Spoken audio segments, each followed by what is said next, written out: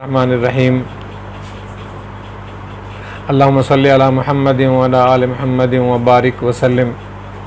शुरू अल्लाह के नाम से जो बड़ा मेहरबान निहायत रहम करने वाला, जो सारी दुनिया का खालिक है, मालिक है, राज़िक है,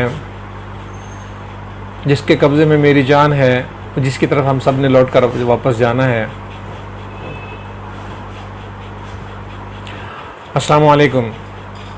मैं हूं डॉक्टर मोहम्मद असलम और आप देख रहे हैं मेरा यूट्यूब चैनल। मैं आपको अपने यूट्यूब चैनल में खुशामदीद कहता हूं। आज का हमारा टॉपिक है रिमेटिक फ़ीवर। रिमेटिक फ़ीवर के बारे में सारी मालूमात आपको दूंगा।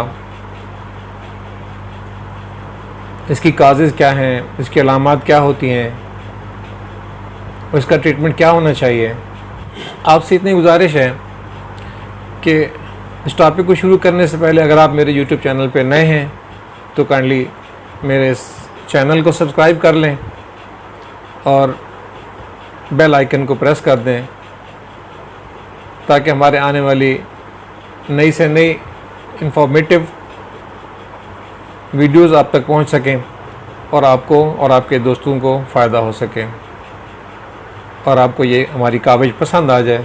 इसको लाइक कर दें, अपने दोस्तों को शेयर कर दें। तो चलें शुरू करते हैं।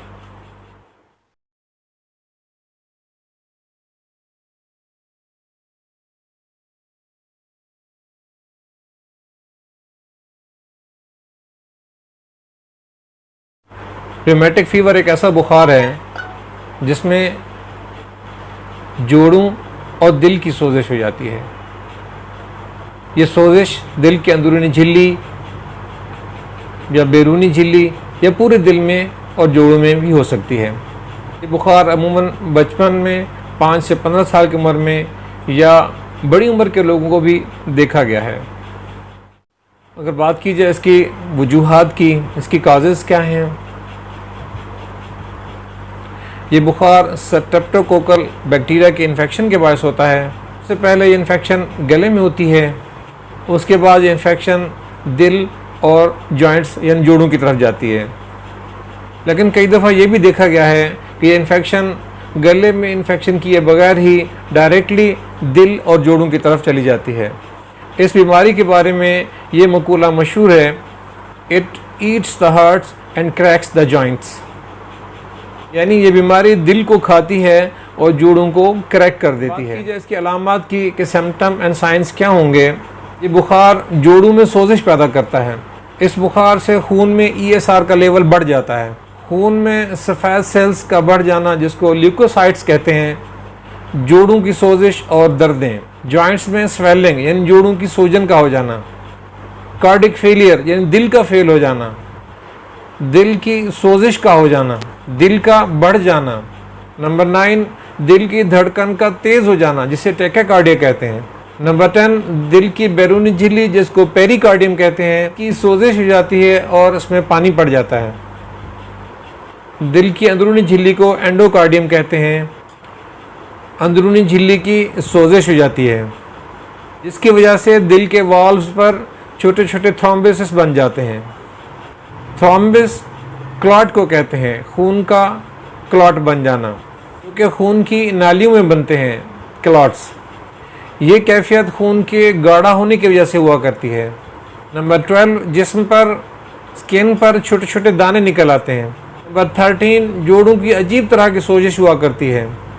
एक जोड़ की सूजन कुछ दिनों में अगर ठीक हो जाती है तो दूसरा जोड़ सूजने लग जाता है और इसी तरह ये सूजन एक जोड़ से दूसरे जोड़ में मुंतकिल होती रहती है। तकरीबन ये कैफियत 3 से 6 हफ्ते तक जारी रहती है। ये इन्फेक्शन अगर ज़्यादा देर तक रहे तो मरीज़ को राशा की हालत हो जाती है। ये राशा इन्फेक्शन के कुछ हफ्तों बाद या कुछ महीनों बाद होता है।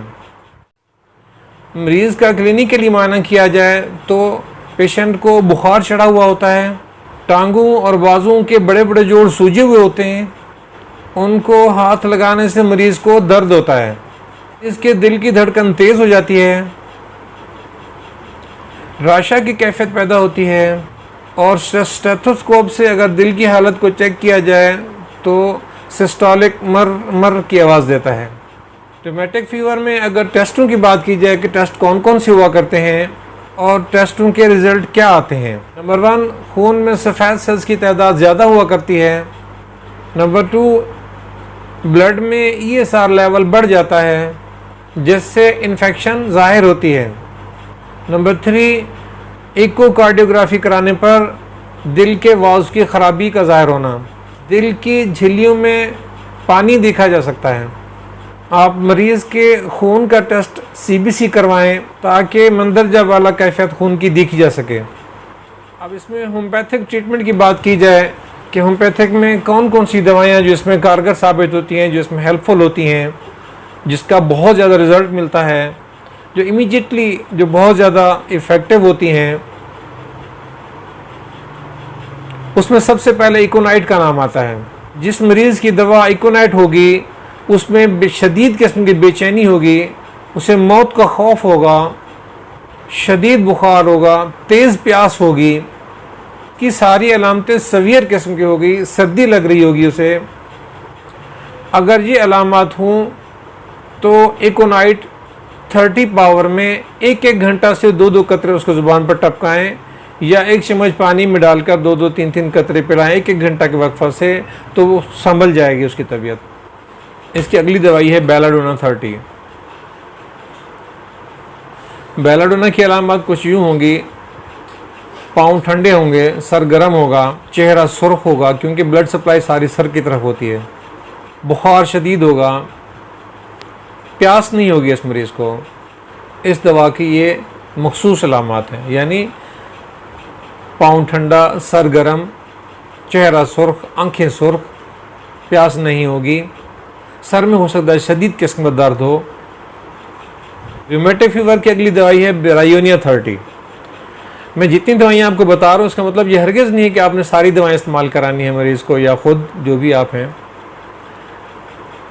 जो दवा की अलामत मिलें वो दवा इस्तेमाल करनी चाहिए, यानी कोशिश करें एक ही दवा इस्तेमाल करें, लेकिन जिसकी अलामत मिलें वो दवा ही फ़ायदा देगी, सारी दवाएं मिलाने से गड़बड़ हो जाएगी।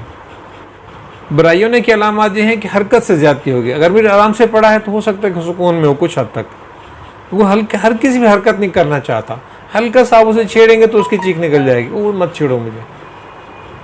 आराम करने में हालत में सूख का सांस लेता है, थोड़ी सी हरकत से बहुत ज़्यादा तकलीफ़ महसूस करता है, इसकी दवाई ब्रायोनिया 30। प्यास होगी मरीज़ को शदीद किस्म की। ब्रायोनिया के मरीज़ को कब्ज़ होती है, जोड़ इसके सूजे हुए होंगे, आराम करने से सुख का सांस लेता है, थोड़ी सी हरकत से भी तकलीफ़ महसूस करता है। अगर ये तमाम अलामात हों तो ये दवाई उसके लिए अज़हद मुफीद है। हो सकता है पहली खुराक से भी काफ़ी हद तक बेहतरी महसूस करें। ये दवाई भी आप 2-2 कतरे हर घंटे बाद इस्तेमाल कर सकते हैं जब तक कि वो ठीक ना हो। तबीयत बेहतर हो जाए तो ब्रायोनिया 30 2 कतरे दिन में सिर्फ 3 मरतबा देने हैं। इसकी अगली दवाई है रस्टाक्स 30।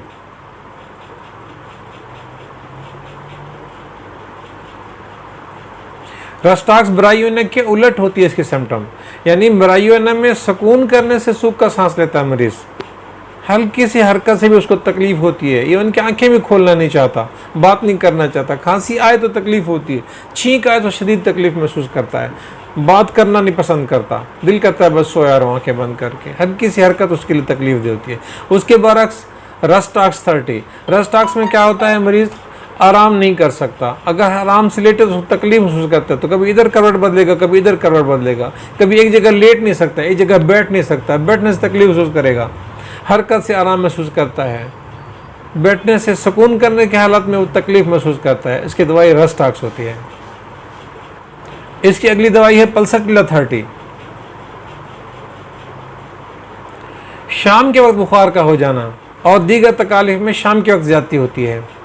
पल्सटिला मरीज से जब उसकी हालत पूछी जाए तो हो सकता है रोने वाली हालत हो जाए, उसकी शक्ल रोने वाली बना ले, वो समझता है जैसे मैं दुनिया की बहुत ज़्यादा तकलीफ में हूँ, और अगर उसे तसल्ली दी जाए तो चुप भी हो जाता है कि नहीं ये तकलीफ़ सिर्फ आपको नहीं हुई, ये दुनिया में और पता नहीं कितने लोगों को हुआ करती है, पता नहीं किस किस ने इससे तकलीफ़ से गुजरा है, लिहाजा आप परेशान ना हो, अब ठीक हो जाएंगे। अगर तसल्ली दी जाए तो वो चुप भी हो जाता है।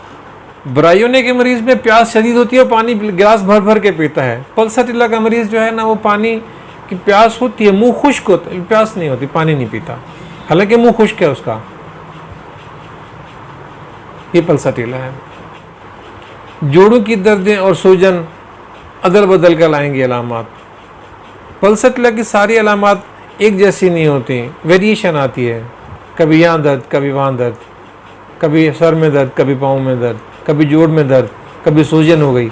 इसके दो पखाने एक जैसे नहीं होते, हो सकता है सुबह कब्ज हो सकता है शाम को दस्त हो। ऐसे मरीज जिसकी ये अलामत हों उसमें पल्साटिला बेहतरीन काम करती है।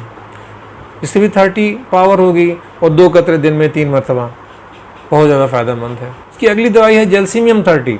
जेल्सीमियम 30 एक ऐसी ज़बरदस्त किस्म की दवाई है जो मरीज़ अपने अंदर बहुत ज़्यादा कमज़ोरी महसूस करो, दिल की कमज़ोरी महसूस करें और उसका ऐसे लगे कि अगर मैं थोड़ी देर हरकत नहीं करूँगा मेरा दिल बंद हो जाएगा, मुझे डेथ हो जाएगी। तो ऐसी शदीद कमज़ोरी, ऐसी सवियर किस्म की हालत, आंखें बंद हों, आंखें खोलने को दिल ना करे। ब्रायोनिक मरीज आंखें खोलता नहीं है कि खोलूँगा हरकत करूँगा तो दर्द होगा।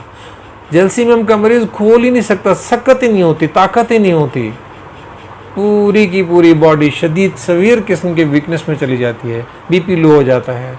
ऐसी तमाम हालतों में जेल्सीमियम बहुत ज़बरदस्त हेल्पफुल और बेनिफिशियल होती है। इसकी अगली दवाई है फेरमफास 6x या 12x और कालीम्योर 6x।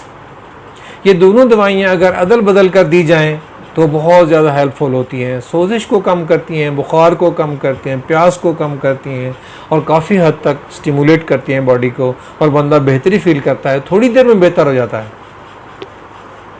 इसका बेहतरीन तरीका ये भी है, अगर कोई बच्चा है छोटी उम्र का है, उसके 1 कप में अगर फेरमफास डाल दी जाए 6x में, काफ़ी सारी गोलियाँ डाल दें, 30-40 गोलियाँ डाल दें और 1 कप में आप कालीम्योर डाल दें, यानी आधा घंटा, अगर एक अभी आपने पिलाई है फेरमफास तो आधे घंटे बाद आप कालीम्योर दे दें, फिर आधे घंटे बाद फेरमफास दे दें, फिर आधे घंटे बाद कालीम्योर दे दें। ऐसे बदल बदल कर देते रहेंगे तो बुखार भी बेहतर हो जाएगा, प्यास भी बेहतर हो जाएगी, आंखों में अगर स्वेलिंग है, रेडिश है तो वो भी बेहतर हो जाएगा, खुश्की आंखों की वो भी बेहतर हो जाएगी, प्यास भी बेहतर हो जाएगी, बुखार भी बेहतर हो जाएगा, काफ़ी हद तक रिलीफ फील करेगा। तो बहुत ज़्यादा हेल्पफुल और बेनिफिशियल ये दोनों दवाएं अदल बदल कर एक दूसरे की बहुत ज़्यादा हेल्पफुल भी हैं, मददगार भी हैं और बहुत ज़्यादा बेनिफिशियल भी हैं।